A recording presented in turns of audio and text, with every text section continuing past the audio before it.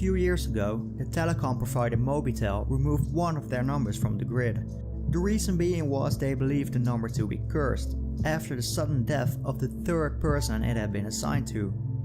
It first belonged to the company's CEO, Vladimir Grashnov, who soon after died of an illness. Then, the number went on to a man named Konstantin Dimitrov, a Bulgarian mob boss who was murdered in the Netherlands shortly after receiving the number. The final owner of the mysterious number was Konstantin Dishliev, an estate agent whose business was reportedly a front for drug trafficking. He was shot and killed outside of a restaurant in the Bulgarian capital of Sofia. After this last fatal incident, Mobitel disconnected the number, and a few years later they removed it from its network. Not only was Berserk the first mainstream video game to use voice synthesis, it was also the first video game to reportedly have a player killed. The game was said to kill players who achieved a remarkable high score. In the damp and gloomy neon-lit dungeons of 80s arcades, this urban legend was especially terrifying. The first known victim of Berserk is thought to be 19-year-old Jeff Daly. After achieving a phenomenal score of over 16,000, he suffered a heart attack, collapsing on the arcade floor, never to get up again. The following year, the sinister machine claimed another life, when an 18-year-old player named Peter Burkowski died after making it into the machine's top 10 twice in a row. Seconds after inputting his initials on the scoreboard, he died of a heart attack. Most Berserk machines occupied only the darkest corners of arcades after that.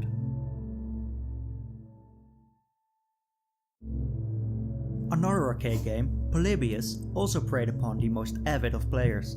Said to be found only in a few obscure Portland arcades, rarely anyone has ever so much as touched a Polybius machine. But the players who have will remember the experience all too well.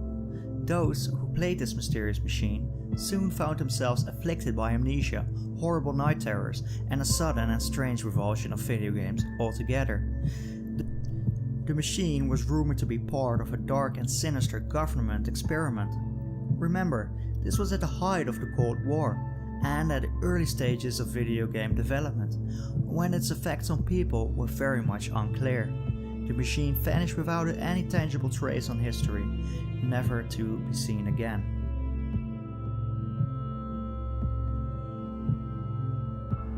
The dark web, accessible only with a special browser, is home to many dark and creepy websites and services, ranging from hitmen for hire to drug and weapon auctions and graphic and illegal footage. However, an especially creepy legend persists, namely the dark web murder rooms.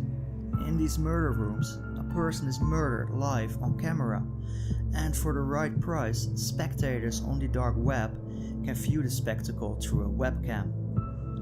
This seems eerily like the snuff scene in Videodrome. While an actual murder room has yet to be discovered, whispers of their haunting existence persist in the darker corners of the internet.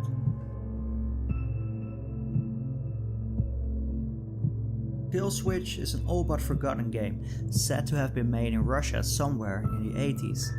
The gameplay involves a woman who wakes up on the bottom of a creepy coal mine and has to find a way out while surviving demons, undead mine workers and haunted machinery.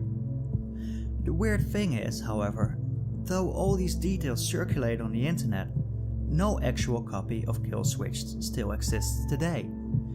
The reason for this is that Kill Switch, upon completion, would mysteriously delete itself from your hard drive. The game could not be copied, and game recordings were virtually non-existent in the 80s. Only 5,000 copies of Kill Switch are said to have been circulated by the anonymous source who put the game out. Whether the game ever even existed at all is still subject of heated debate on the internet.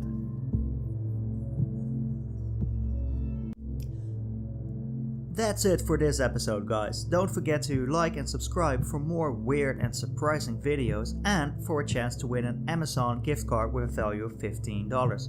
I will be giving one away to a lucky subscriber every month, so subscribe and comment for your chance to win. I hope to see you again next time.